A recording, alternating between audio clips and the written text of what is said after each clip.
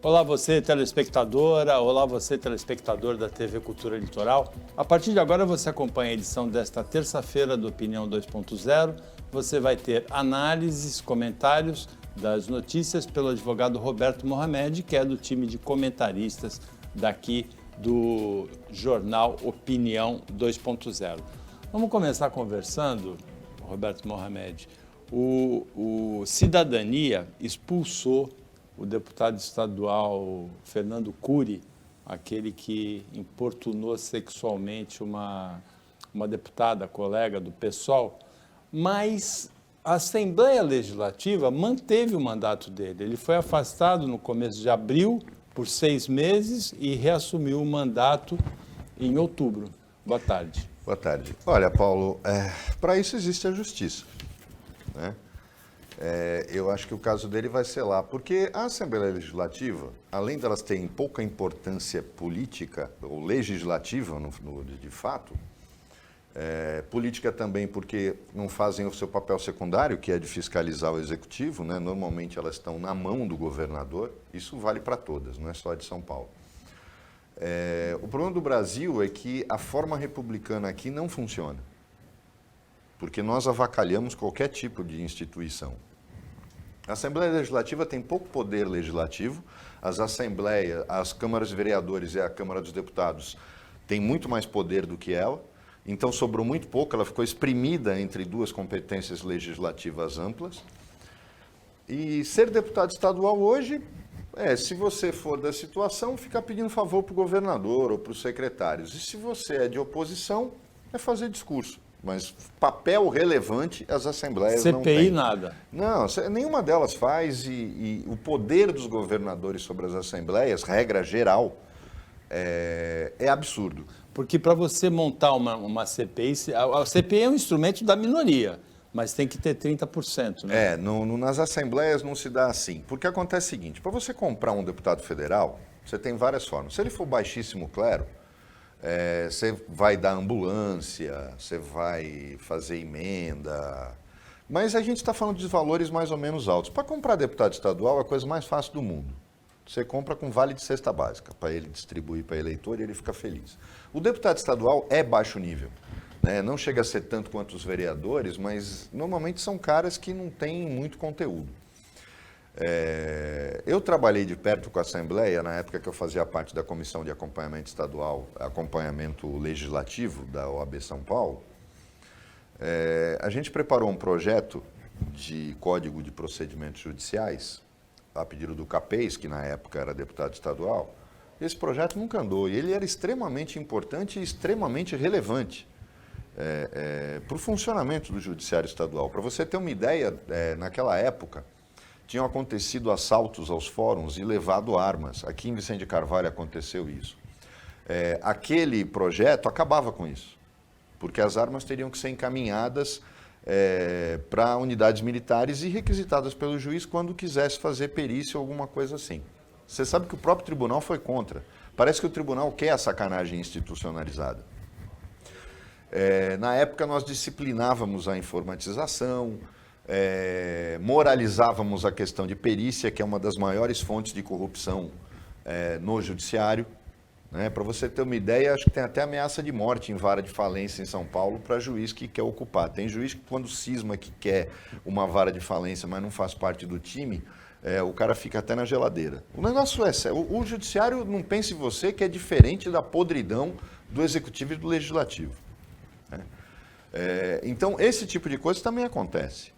Né? Se você quisesse começar a moralizar a coisa no Brasil, você extinguia cartório de registro de imóveis, extinguia cartório de registro civil, passava tudo isso para as prefeituras. Porque normalmente atrás de um cartório desse sempre tem um sócio, e esse sócio é do judiciário. Agora, Mohamed... só para terminar, quando um deputado estadual que faz o que esse cara fez, e esse cara é baixo clero, e olha que ser baixo clero na Assembleia Legislativa significa que você é uma formiga, faz um negócio desse e a Assembleia não caça imediatamente o mandato dele, a Assembleia está mandando 2 recados. Primeiro, que ela não vale nada, do ponto de vista moral, e estou falando do conjunto. E segundo, que o machismo irracional, o machismo nojento, asqueroso, ainda reina na Assembleia Legislativa. E eu não estou nem defendendo a deputada, porque ela é claramente... Ela joga muito pesado nessa questão de querer aparecer. Eu, particularmente, não gosto dela. Mas o que aconteceu é inadmissível. Eu não gosto dela pessoa. Os discursos, como deputado, eu não tenho nada contra ela pessoa, do ponto de vista pessoal, nem a conheço. Agora, como deputada, além de ser irrelevante, ela tem uma agressividade desnecessária. Nos discursos dela, no que ela apresenta de projeto, ela lembra aquele passado da esquerda que está fora de moda, não tem mais cabimento, não existe hoje lugar para ele. Né? Ela fez uma escola muito antiga, aquela escola lá atrás, da Libelu, que os caras falavam alto, subiam na ponta do pé, no movimento estudantil, e que não leva a coisa alguma. Mas jamais ela poderia ser desrespeitada como mulher. Essa é a questão central. E um deputado estadual que faz isso tinha que ser cassado pela Câmara, pela Assembleia, imediatamente, e não afastado por 6 meses. Tinha que ter sido cassado naquele momento. Mas eu acho que só o Judiciário vai cassar o mandato dele. Agora, tem um aspecto desse caso que é interessante analisar, que ele é emblemático do nosso tempo, em que tudo é filmado, em que a privacidade praticamente desapareceu. É um caso que, se não tivesse sido filmado, ficaria por isso mesmo, que ia ser a palavra da deputada contra a palavra do deputado, não ia ter testemunha. A aparência toda que dá é que ele fez uma aposta com alguns amigos, que eu vou e faço, os amigos tentaram parar, não conseguiram.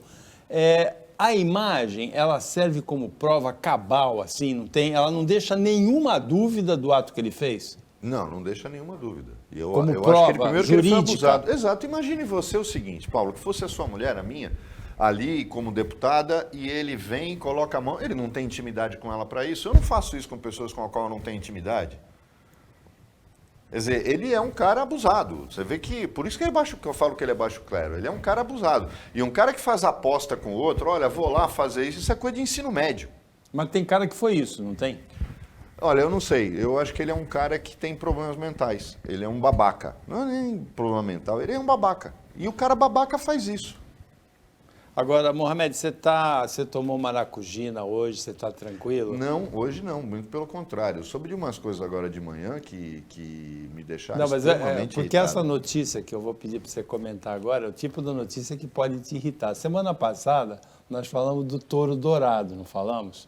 Agora, São Paulo ganhou uma baleia prateada, você viu? 6 metros de altura, 20 metros de comprimento. Olha aí a baleia prateada, na Avenida Faria Lima, em frente ao empreendimento imobiliário novo. Quem fez essa baleia? O empreendimento. O empreendimento? E os arquitetos responsáveis pela escultura, eles disseram que homenageavam grandes participações da baleia na literatura, Moby Dick, Aventuras de Pinóquio, até na Bíblia, né, a baleia aparece, eles citaram, e também com uma causa ambiental, de preservação da baleia e tal. Você quer mesmo que a gente comente esse tipo de notícia? Não sabe o que Mas é? Essa baleia... Você prefere a baleia ou o touro? Não, é que é o seguinte, aí não é o touro, não. Essa baleia me lembra o polvo lá da ponta da praia, daquele prédio, daquelas torres que o Armênio construiu. Isso é muito maior, né? Falou, não, ali é feio para burro, mas eu acho que ela pode entrar na galeria do polvo, né? Não na galeria do touro. Mas eu não sei, eu acho que está tendo um acesso de gente ridícula em São Paulo fazendo esse tipo de coisa, né? Não tem nada a ver. Aí depois querem tirar a estátua do Borba Gato. Deixa o Borba Gato quieto, melhor do que essas coisas que estão fazendo em São Paulo. Eu acho que está tendo uma crise de mau gosto generalizada e inadmissível, mas aí pelo menos, Paulo, é dinheiro privado. Menos mal. É que nem o povo, é dinheiro privado, cada um faz o que quer com o seu dinheiro. Agora, você podia analisar melhor para a nossa telespectadora, nosso telespectador, a situação do agronegócio em relação às exportações do Brasil? As exportações de carne, em função das restrições chinesas, caíram 43% no primeiro semestre de novembro, na primeira quinzena, na primeira metade desse mês que a gente está atravessando. Os Estados Unidos sinalizaram que vão impor restrições à carne brasileira. E a União Europeia sinaliza que vai boicotar, não fala em Brasil, mas vai boicotar cacau, café, milho e carne produzidas em áreas de desmatamento legal ou ilegal. Veja, tanto desmatamento ilegal quanto legal. A preocupação dos europeus é com a possibilidade de afrouxamento da legislação ambiental para que o desmatamento seja legal e essa área seja destinada à produção. É impossível não lembrar daquela cena da reunião ministerial em que o ex-ministro Ricardo Salles aproveita a pandemia para passar a boiada do relaxamento da legislação ambiental. Vamos lembrar o que a gente está falando aqui no programa há pelo menos 1 ano e meio. Que essa política ambiental absurda desse governo iria provocar uma crise no agronegócio. Eu estou falando há 1 ano e meio aqui, Paulo. Porque o mundo está mudando e as nossas exportações, não adianta falar que estão nos boicotando por interesse econômico. Não, estão nos boicotando porque o nosso governo é incompetente e burro. Ele não consegue enxergar um palmo diante do nariz. Mas tem o interesse econômico também, tem o protecionismo, né? Não, tem o interesse econômico deles. Agora, você enfrenta o protecionismo quando eles não têm motivo. Por que no governo Lula ninguém questionava o agronegócio? O agronegócio amava o Lula. Amava. Por quê? O Brasil se tornou ponta no agronegócio durante os governos Fernando Henrique e Lula, que são governos de esquerda. Aí chega um governo boçal, dizendo-se apoiado pelo agronegócio. Não, ele é apoiado por grileiro, ele é apoiado por fazendeiro que não presta. Porque para o agronegócio, o Jair Bolsonaro não interessa. E eu estou falando aqui, nós íamos perder os certificados ambientais que nós tínhamos e a qualidade ambiental que nós tínhamos, e isso iria afetar o agronegócio, está aí. Você reduzir produção de carne e exportação de carne em 43%, você está destruindo um dos maiores setores que alimentam as nossas reservas cambiais, Paulo, e a economia. E tem uma razão para se temer isso. O Bolsonaro reflete aquele militar medíocre que acreditava naquela história que começa na ditadura de que o Brasil era o celeiro do mundo. O Brasil não é mais o celeiro do mundo. A população brasileira tem um quê, principalmente a classe alta, é inacreditável. A classe baixa tem que estudar para poder ser alguma coisa. Como na alta os filhos já estão garantidos, eles não estudam. E aí dá a sucessão do que a gente vê hoje. Essa geração de elite hoje. A África não tem só rinoceronte e hipopótamo. Existem áreas dela em que não tem selva. Existem áreas na África que tem um clima e um solo muito parecido com os do Brasil. Vamos para os nossos irmãos de colonização, angolanos e moçambicanos. Angola e Moçambique não tem. Angola tem petróleo, tem diamante, mas Moçambique não tem nada. A não ser o camarão-tigre, que é uma delícia. E que tem 100% da sua produção exportada.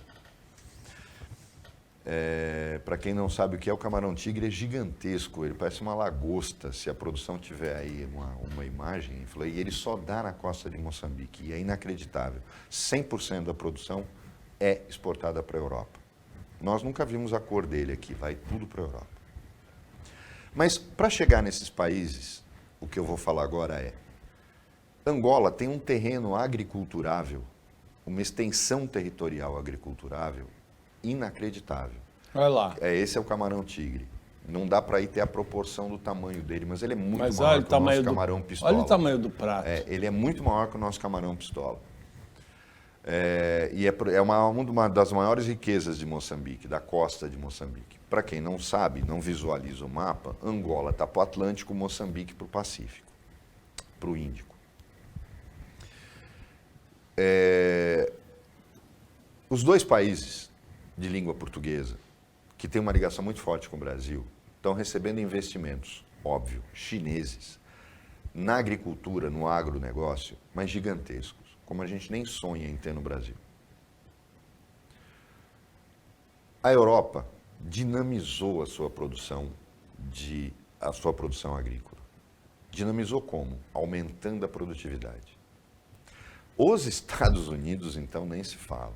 Não se cria gado extensivamente nos Estados Unidos, ou seja, pastagens monstruosas, com o gado espalhado, feliz, ruminando nos jardins. Não, nada disso.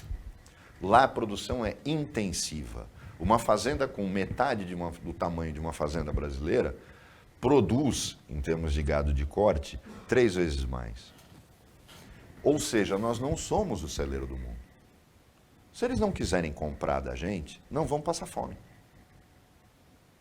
Essa lenda que o Bolsonaro acredita, ou ninguém vai lembrar do que ele falou, porque é assim que ele pensa. Quem quiser vender vacina é que vem me procurar, eu não vou procurar em lugar nenhum. Não, a carne brasileira não tem jeito, eles vão ter que comprar da gente. Não existe isso, não existe mais. A China foi só a primeira. Na China, você pode até acreditar que ela quer renegociar contratos e diminuir o valor. Até aí, essa é a tática chinesa. Ela te atrai, acaba tornando você dependente dela e depois paga quanto quer. Pô, tem loja de sapato, tem uma rede de loja de sapato em Santos que fazia isso com o fabricante. Isso é regra do jogo. Não adianta ficar com bronca da China. Eu conheci um produtor de sandálias que faliu por causa dessa rede de lojas de calçados. O cara praticamente colocou 100% da produção na mão do dono da loja, até que o dono da loja falou, olha, não quero mais. E quebrou o cara, porque queria pagar quanto queria, e ia pagar com prejuízo. O cara quebrou. Isso aí é uma regra do jogo. É canalice? Não tem dúvida. Mas é assim que o jogo funciona. E o que você tem que fazer para se prevenir? Vários mercados. Nunca se tornar dependente de um mercado consumidor. Só isso é uma regra de negócio. Empresa que só tem um cliente já nasceu quebrada. Pode acreditar. A União Europeia vai ser o próximo passo, Paulo. Porque os protocolos que já estão em vigor, mas que ainda não afetaram a nossa produção, porque estão sendo preparados... Mas são retroativos a 1º de janeiro desse ano. Então, né? O que vai acontecer? A Europa vai parar de consumir nossa soja. Não é tanto a carne o problema na Europa, porque a Europa consome de outros lugares. Mas, principalmente, na soja. Nos Estados Unidos, a coisa vai para o mesmo caminho. Lá eu acho que vai demorar um pouquinho mais, porque eles têm que se preocupar também com o México. Eles não podem, senão eles aí vão estar numa situação complicada e não tem ninguém para comprar, de ninguém para comprar. Mas eles estão se preocupando em colocar o México dentro do que eles querem e dar uma banana para o Brasil. O agronegócio vai implodir. E aí eu quero ver o que vai restar de apoio para o Bolsonaro. Só que o estrago já vai estar feito. Eu imagino que nós vamos precisar aí de 1 ou 2 anos, Paulo, terminado este governo, para conseguir recuperar a credibilidade ambiental e poder recuperar as exportações. E entendam bem, eu não sei como é que alguém fala que não, se ele recuperar a economia, ele recupera a popularidade dele. Como é que alguém vai conseguir recuperar a economia quando o maior negócio do Brasil está indo para o buraco? Agora, esse cenário é catastrofista. É bom a gente lembrar que sempre há uma possibilidade de reversão, né, de atenuação disso. Se nós tivéssemos uma política externa decente. O problema do Bolsonaro é que ele, sabe aquele cachorro que quando faz cocô, ele sente e vai se esfregando e vai esfregando o resultado dele é o Bolsonaro. O Bolsonaro, ele tem problemas sérios na área ambiental, tem um ministro da Economia absolutamente incompetente e tem um ministro das Relações Exteriores que é cria do anterior, que era outro problemático e incompetente. O Ernesto Araújo. Ernesto Araújo. Quer dizer, o que está acontecendo hoje? Aquilo que poderia ser o nosso caminho de renegociação, de tornar essa possibilidade longínqua,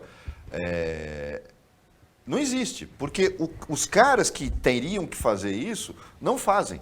Você vê o papel patético do ministro do Meio Ambiente na COPS. Então, eu não vejo a menor possibilidade de reversão, Paulo, por isso que eu estou falando, eu não estou sendo um arauto da catástrofe. Eu estou sendo realista. Não estou vendo meios neste governo para reversão. O problema é esse. Porque para você reverter, você tem que negociar. Quem vai negociar? O governo brasileiro não tem credibilidade. Quando você fala governo, não é só o Bolsonaro. É todo mundo que ele colocou nesses papéis. Essa situação é que vai nos levar para o buraco. Né? No próximo bloco até, Paulo, eu vou pedir para você, para mostrar como esse governo tem gente louca em torno dele, não dentro só dele, mas em torno dele. Tem uma médica fazendo uma campanha anti-vacina, que eu acho que essa mulher tinha que ser internada, porque ela tem distúrbios mentais graves, ela fala cada bobagem. Né? Uma prova de que essa história de dizer, mas ela é uma médica, e daí que ela é uma médica? Eu já tenho tanto médico que mata paciente. Depois do intervalo.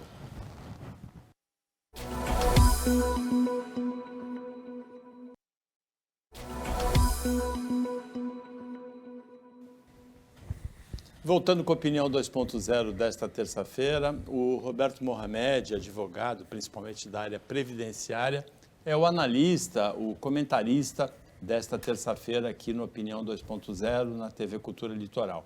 Mohamed, você citou no bloco anterior a médica Maria Emília Gadelha Serra, que faz campanha anti-vacina.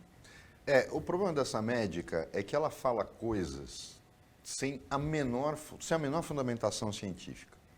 Não sei como é que uma pessoa dessa, como médica, não foi ainda caçada pelo Conselho Federal de Medicina. Esta mulher prega que as vacinas têm alumínio, principalmente a Coronavac. Qualquer vacina tem hidróxido de alumínio, que não é alumínio metal. E o metal e também o hidróxido de alumínio não se reproduzem. É bom que se deixe claro, talvez ela tenha tido biologia no ensino médio e aprendeu que metal não se reproduz. A quantidade de hidróxido de alumínio que existe na Coronavac, na AstraZeneca e nas outras vacinas é tão infinitamente abaixo dos limites que o corpo humano suporta, que jamais aconteceria a concentração, porque os nossos rins e o fígado expelem. O fígado filtra e os nossos rins expelem. Ela chegou a ponto de dizer que se reuniu com o pessoal da aeronáutica porque os pilotos vacinados estariam correndo o risco de terem AVC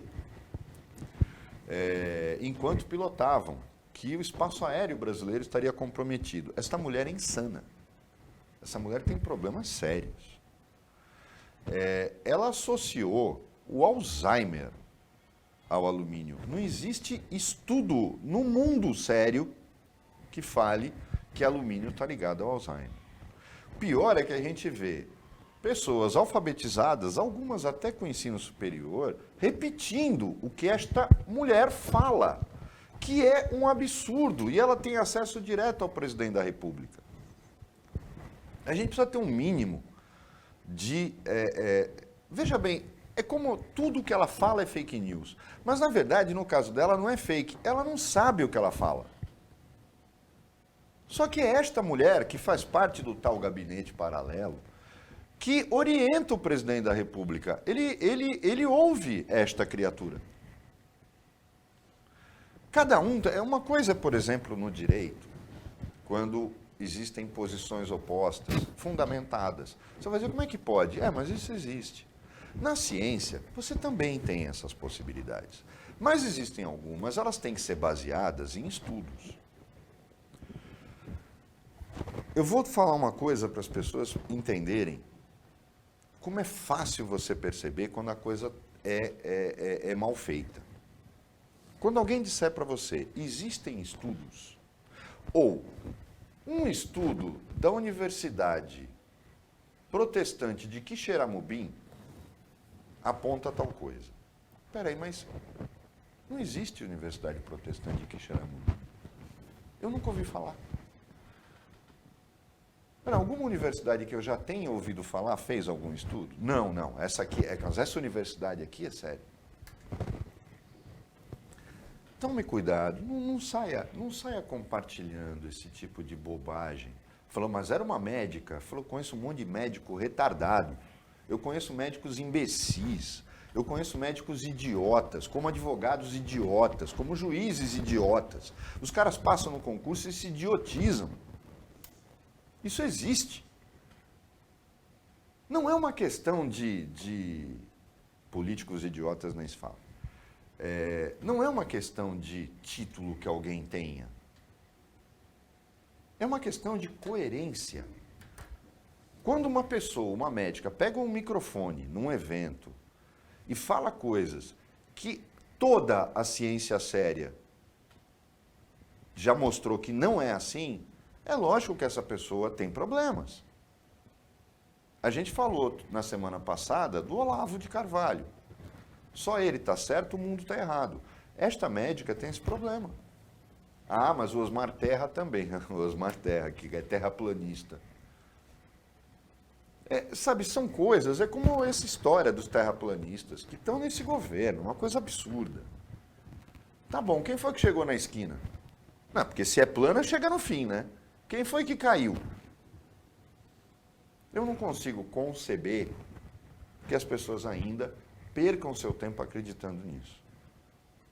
E aí a gente entende por que uma cidade como Cubatão, o índice de vacinação está tão baixo. Porque as pessoas acreditam nesse tipo de besteira que uma pessoa como essa, e que isso não é medicina, acaba falando. Isso só prova o nível das pessoas que cercam esse governo. E a gente vai pagar um preço muito alto quando esse governo acabar. Agora, essa fala de que a vacina tem alumínio, que prejudica a criança, que prejudica piloto de avião, ela já foi desmentida, né? Como fake news. Mas não adianta, porque quando você...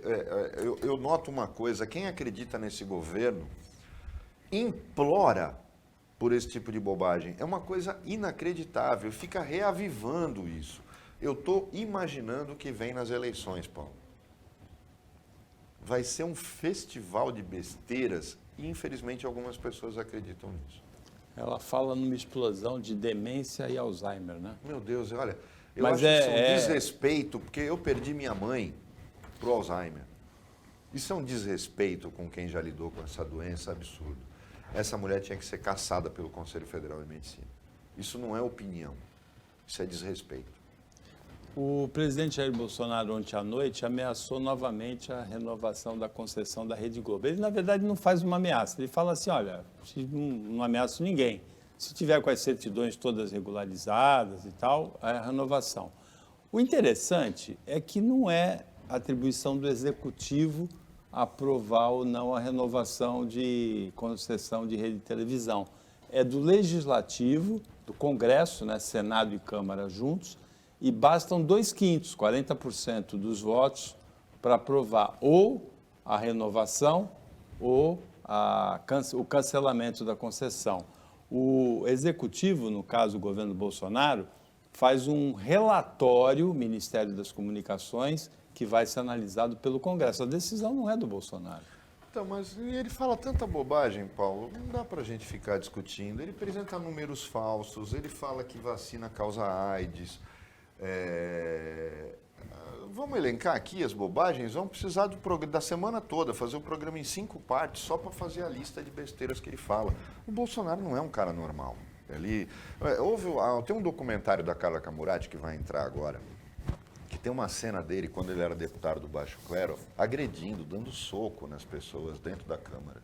Esse cara sempre foi boçal, ele sempre foi deputadozinho de segunda. E as circunstâncias, os ignorantes, o elegeram como seu porta-voz. E no momento em que o Brasil não queria aquela corrupção, o maior eleitor do Bolsonaro foi o PT, quando ele perdeu a mão no governo. Foi isso que aconteceu. O Brasil é o líder no mundo nesse momento, diz a OMS, um relatório da OMS, em casos de depressão, aliás, em casos de transtorno de ansiedade e é o quinto em casos de depressão. A gente vê isso na rua, né? As pessoas estão com os nervos à flor da pele, porque o estágio anterior da depressão e do transtorno de ansiedade é um estresse muito alto, né?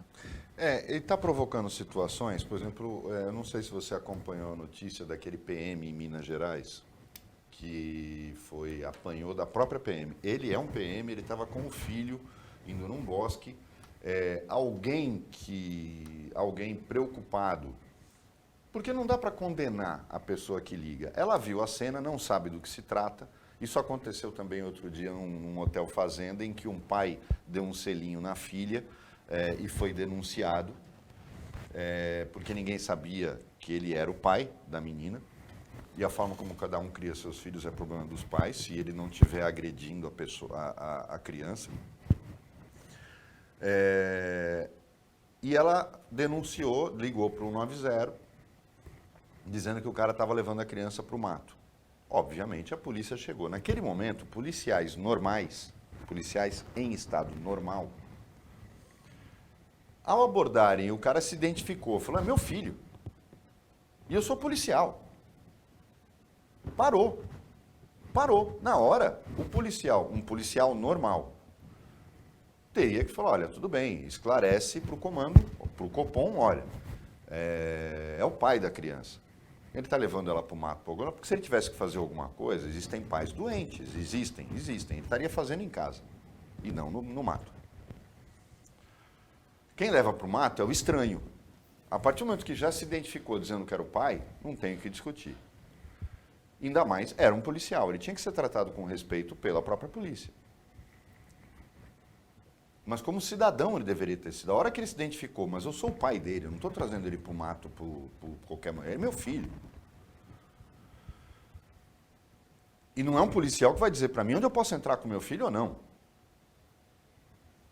O cara foi agredido, preso na frente dos filhos. Aí vem um comandante da PM, um oficial da PM Mineira, um safado, sem vergonha, canalha, defendeu os policiais, dizendo que não, ele desacatou. Como ele desacatou? Nada do que ele fizesse se compara ao que eles tinham feito. E o canalha usa um microfone para justificar essas ações. Obviamente o policial era negro. Paulo, a mulher do policial chegou a ponto de dizer que um oficial da Polícia Militar, quando ela foi procurar o marido, chegou a questionar se o filho era dele mesmo. Eu não sei se a Polícia Mineira está com algum tipo de vírus, mas esse caso de depressão e ansiedade, você vê que está se generalizando. Eu acho que na Polícia Mineira está pegando de oficiais a soldados, está todo mundo com problema mental lá. É bom saber que aqui é o contrário, em São Paulo a coisa não está tão assim, porque nós conversamos com o comandante do CPI 6 aqui, e quando eu comentei o ocorrido comigo,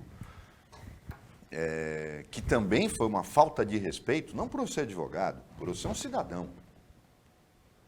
Não tinha justificativa. Foram 3 PMs bandidos, safados, da Polícia Militar do Estado de São Paulo.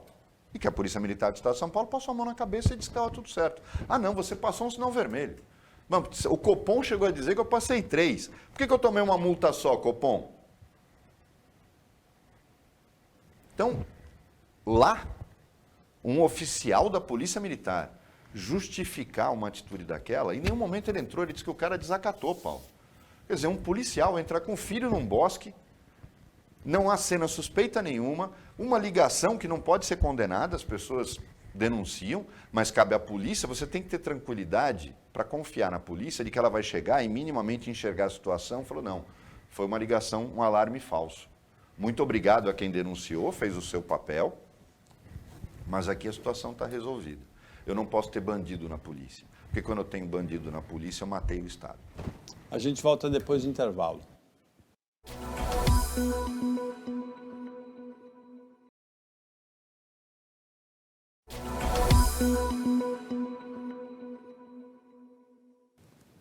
Voltando com a Opinião 2.0, agora é o último bloco, e o comentarista, analista nesta terça-feira, aqui na Cultura Litoral, é o advogado Roberto Mohamed.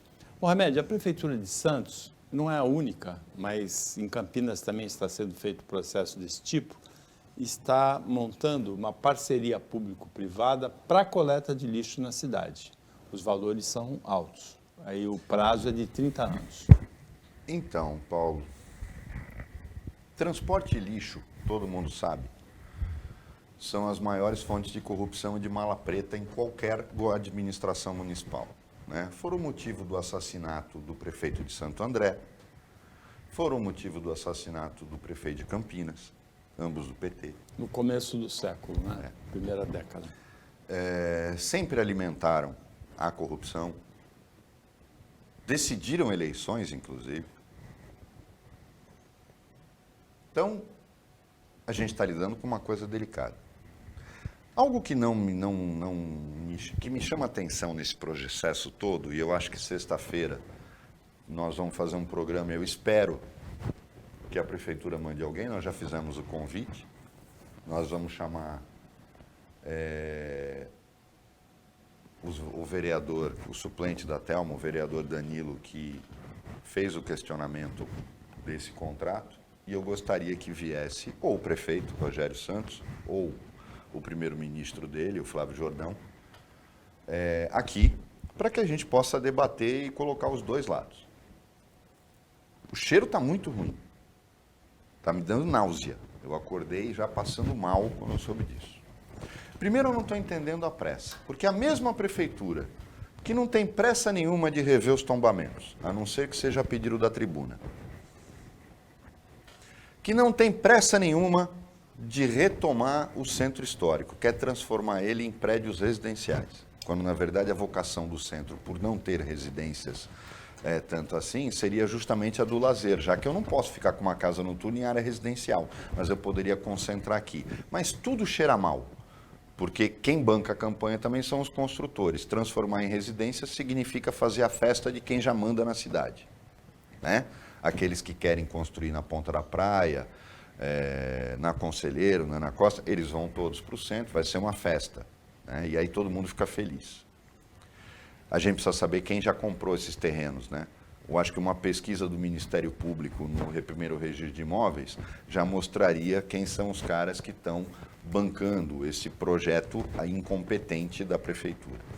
Mas não tem pressa em relação a isso, a recuperar o centro, não tem pressa em acabar com as enchentes na entrada da cidade, teve pressa de fazer o viaduto, aquela coisa bonita, para garantir a eleição. Mas não tem pressa de rever os tombamentos absurdos, não tem pressa de nada, Paulo. Mas está com uma pressa para aprovar esse projeto, atropelando tudo. Chamou uma audiência pública com 30 pessoas, 10 presenciais e 20 virtuais. Não mostrou documento quase nenhum. Só que o valor chama atenção.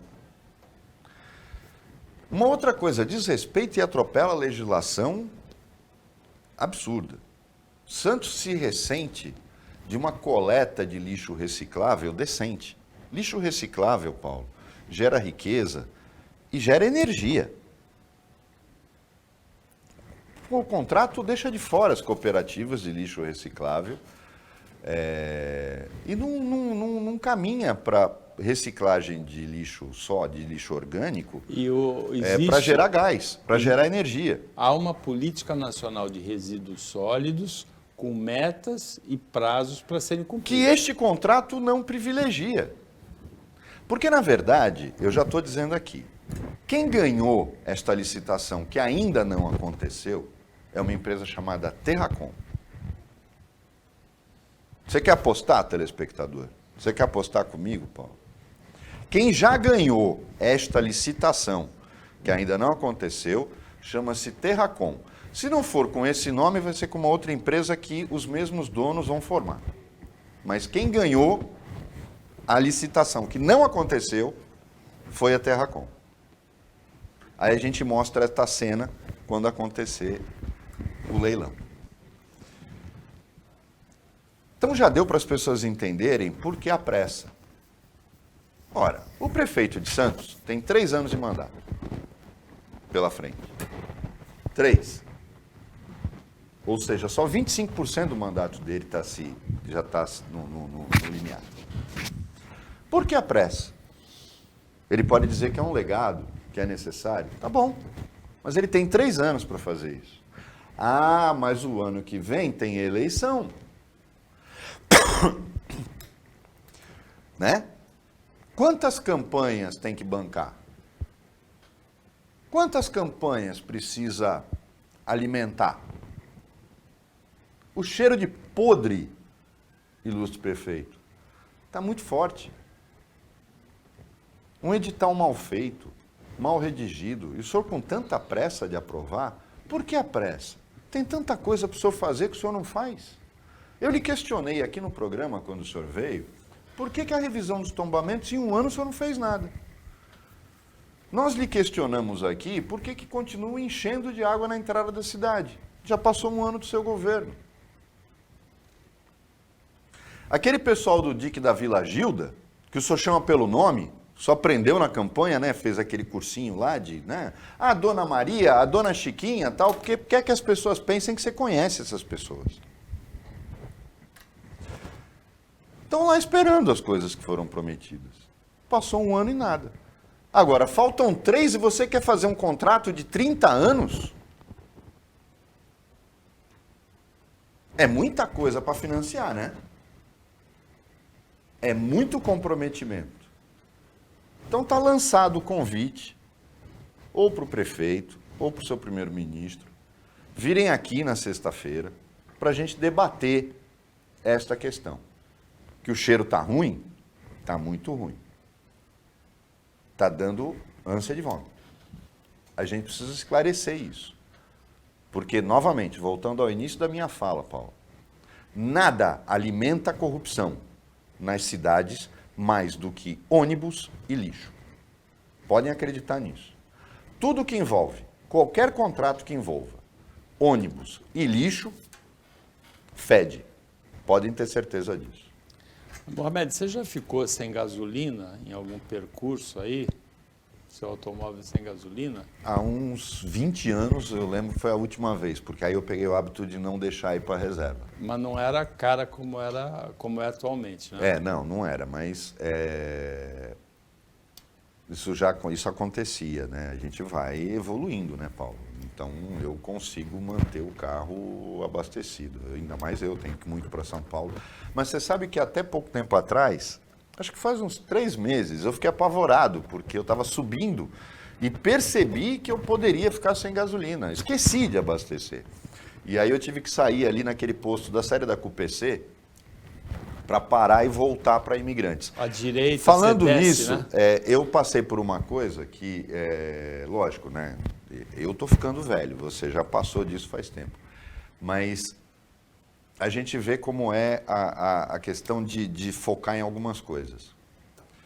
Paulo, a minha vida inteira eu ia para o Morumbi pela CUPC.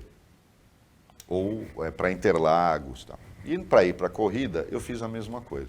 Durante anos, eu me orientava pela placa da Metagal. Quando você subia, tinha uma placa de uma indústria chamada Metagal. Ali é a saída da CUPC. Eu não sei o que aconteceu, não sei se a Metagal quebrou, eu não sei se construíram um prédio na frente dela, você não consegue ver a placa. Nunca mais eu vou achar a CUPC, estou falando sério. Nunca mais eu vou conseguir entrar na CUPC. Porque não tem placa, CUPC, as placas são meio parecidas, de Diadema, São Bernardo. Eu perdi a entrada. Depois da placa da Metagal, eu vou ter que decorar o quilômetro para poder entrar, porque eu não consigo, há um mês que eu já tentei 2 vezes achar a CUPC e não consegui achar. Mas não tem o Waze? Então o Waze me mandou pela Bandeirantes, aí eu dancei, né? E eu gosto de pegar a CUPC porque é muito mais rápido. Põe o endereço. Eu saio na 23, na Washington Luiz, para poder descer e ir para Interlagos. Mohamed, vai ser que nem aquelas 2 velhinhas do Itaú, que o sujeito pede um autógrafo para elas, elas falam, não, autógrafo não, né, meu neto, meu filho?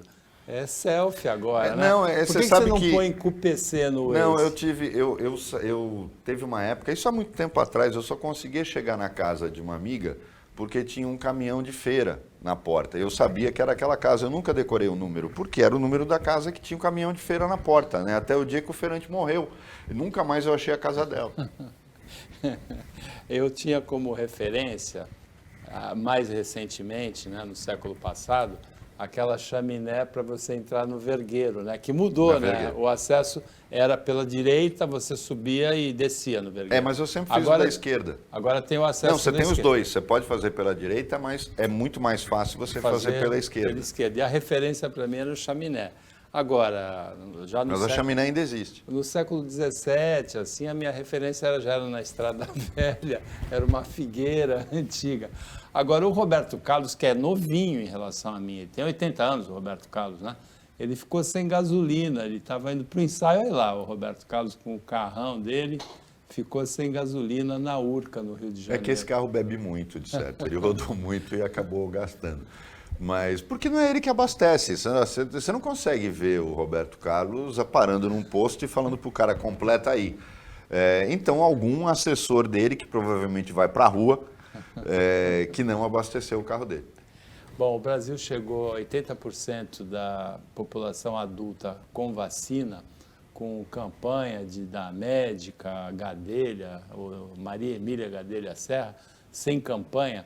80% da população adulta brasileira estão vacinados.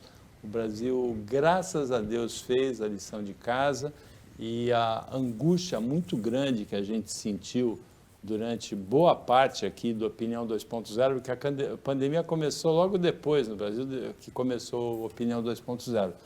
Parece que no ano que vem a gente vai estar vivendo uma outra realidade, embora ainda exista preocupação com a situação europeia. Eu me preocupo, Paulo, com o descaso das autoridades sanitárias brasileiras.